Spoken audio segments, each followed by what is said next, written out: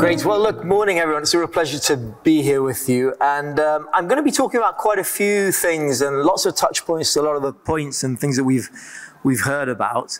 But I suppose setting something of a scene and this sort of regulatory focus point we keep hearing about, we keep talking about it, et cetera, et cetera. And it's important to put some of that into context beyond sort of the FTX debacle that everyone's experiencing a little bit. There are lots of complexities around regulatory developments around the world.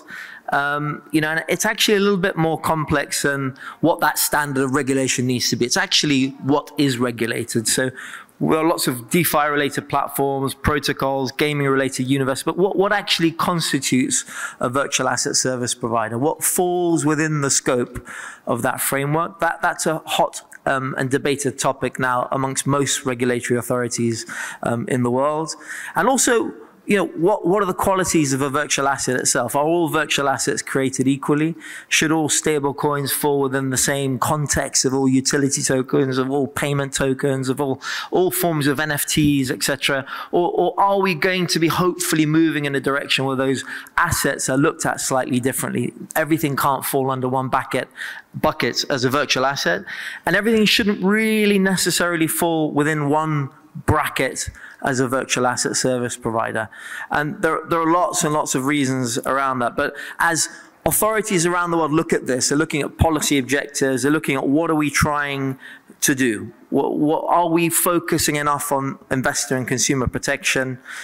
Should that be more of a focus? And the reason it isn't really is if everyone probably does know about the FATF and the 2019 recommendations. That was really where international bodies and countries were told to regulate the space. But the FATF are not a regulatory authority. And that is really one of the main principal reasons why the focus to date has been around compliance. And the compliance focus, that's great. It's a very baby step into that sort of universe. But things like FTX have really put a lot of that stuff into context. Regulation, and people think about it in lots of different ways, but it should be to protect and benefit people and to create, you know, secure economic environments for businesses to flourish and develop.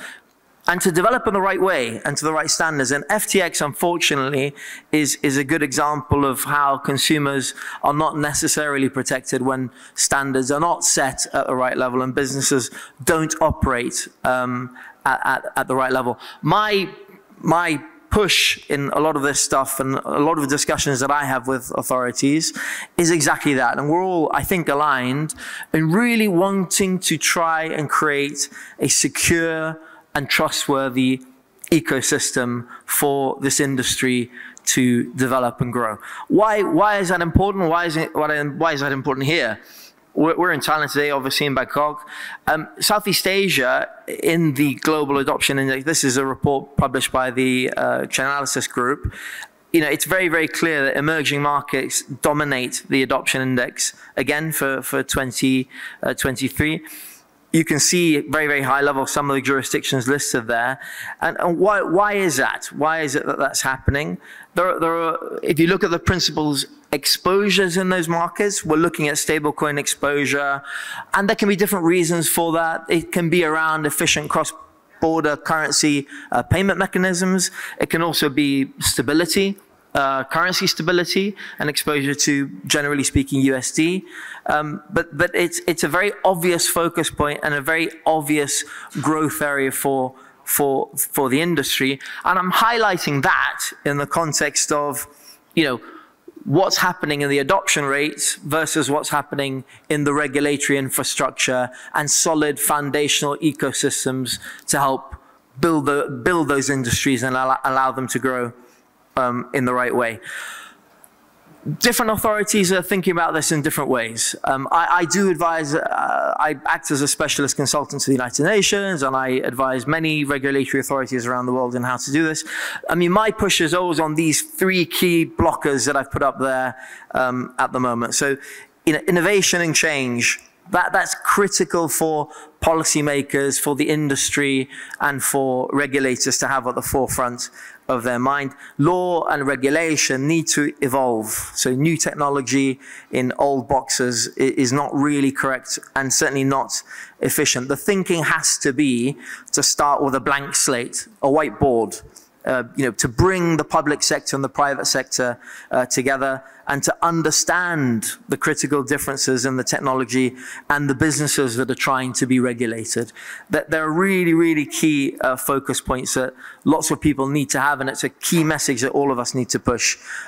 Seizing the opportunity, bringing together the lots of bright people in this room, bringing those bright minds together, bringing the smartest people in the industry together with in a non-adversarial, non-confrontational environment with authorities is really, really important. And it's important to understand the challenges and to identify the right solutions and the right people, and explore new and creative ways to focus on this vision of the future. And same with guidance. I mean, guidance, clarity is key. Certainty, clarity, giving the industry enough of a clear channel to development, growth, and execution of its vision without regulatory hurdles, without enforcement actions, without, let's call it, regulation by enforcement or learning this in the complete wrong ways. The technology can be applied and used in lots of fascinating ways. So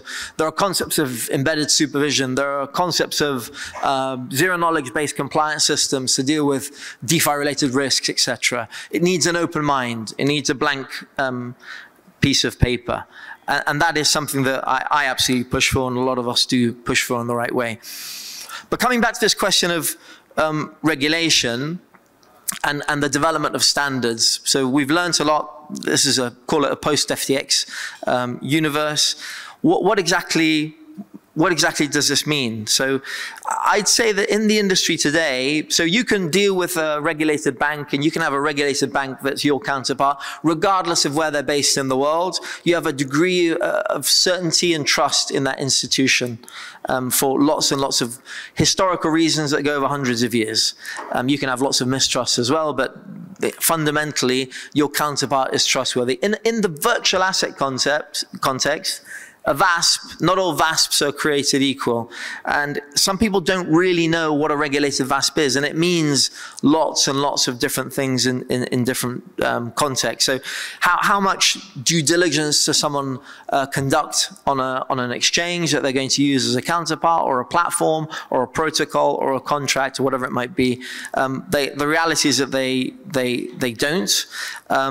They need to, to have consumer protection at the forefront isn't just important for the consumer, it's important for the people who are developing and building the business.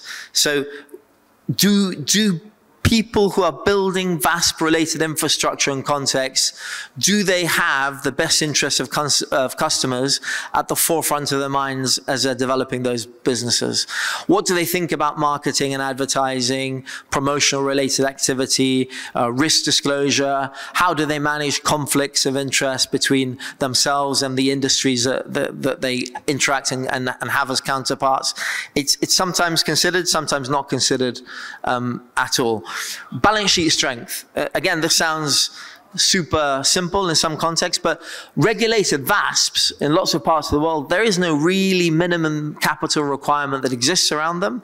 So how do you know how much trust you can have in an entity that isn't really capitalized or that has no security or no real balance sheet? That's something that is becoming more of a focus. And not just the balance sheet, by the way, non-financial resources are also important. So the controls of the people in place. You're exposing or can be exposing a significant part of your assets to a group of people. So how are they managed? How are they actually controlled? How are deficiencies in a business monitored, reported on, controlled? Does everyone do this in the right way? Arguably not.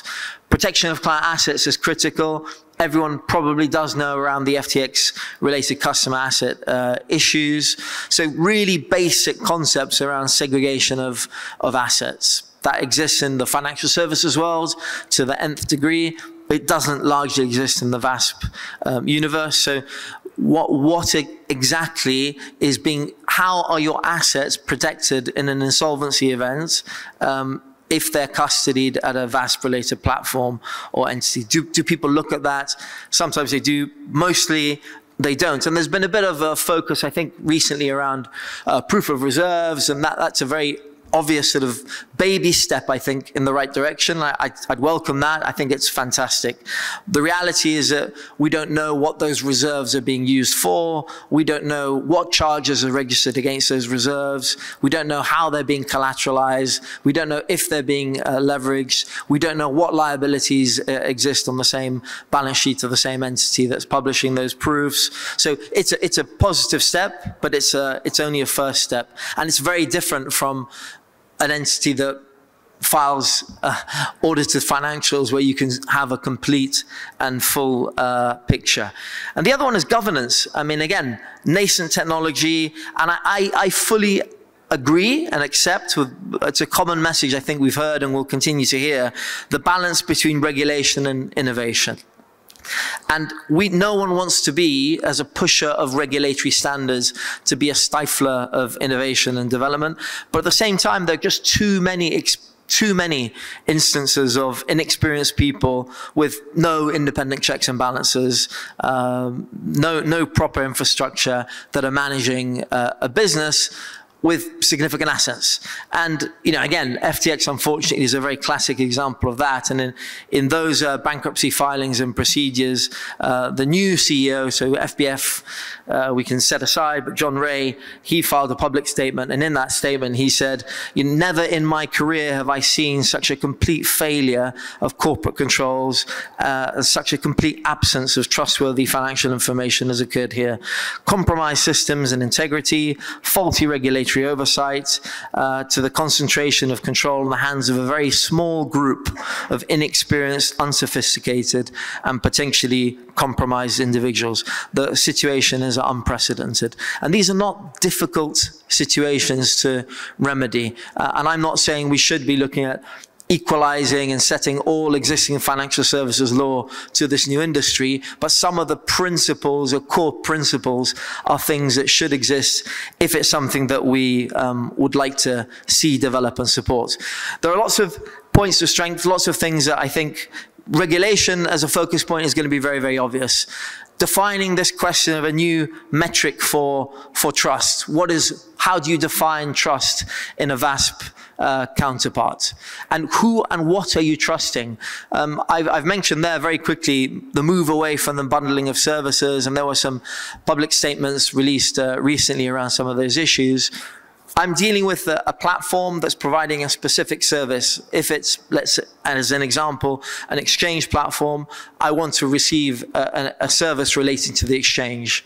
The reality today is that some VASPs bucket together masses of different forms of services and issues. They can relate to quasi-deposit-taking activity, derivative-related activity, lending, staking. I mean, there can be all sorts of payment services that are wrapped within one very simple VASP registration. And that is something that the authorities are looking at very, very closely. The move away from a bundling of services to specifically permissioned activity. And a secure and entry and exit points. And that really, in our context, and obviously I represent the Xapo Bank, it really is the first digital bank that has payment rails integrated on the BTC side of things and on the stablecoin side of things. So a cornerstone pillar of security in this, call it flight to safety mode, which can offer you an entry and exit point to that universe, access to DeFi complex, access to exchanges from a bank can and can't be complex. And we provide an extremely unique proposition around a lot of that in a fully regulated and audited environment with a full bank license and a full VASP license with fully audited accounts, et cetera, et cetera. So it's a very, very strong issue. I've talked very, very quickly about FTX. I wanted to really quickly highlight, this is something of a graveyard of exchanges, actually. And some people, to an extent, forget. I mean, this is the number of exchanges that have faced these issues. And it's a very, very fast snapshot. But, you know, counterpart risk is very, very real. And this is an issue that goes beyond the high-level blow-ups of FTX. There are many, many, many questions and issues around that. So that is something that we should absolutely be focusing on. The Financial Stability Board, segregation of assets, speculation, you know, crypto assets and crypto asset service providers, the technology hasn't changed. The entry and exit points to those technologies are what's changed. And that's where the focus will need to be moving forward. Lots and lots of things are developing. And as I say, from my point of view, licensing, defining a standard, building an element of trust. Who are the controllers? Who is your counterpart? How is it going to be managed in your interests? These are things that consumers need to understand, and we as an industry need to continue to support. And development. Global rails are imperfect. Let's look at the advantages of the technology. Let's look at integration systems. Let's look at smart and thoughtful regulation. And let's think about smart and secure entry and exit points to this industry where we can obviously continue to support. Thank you very much.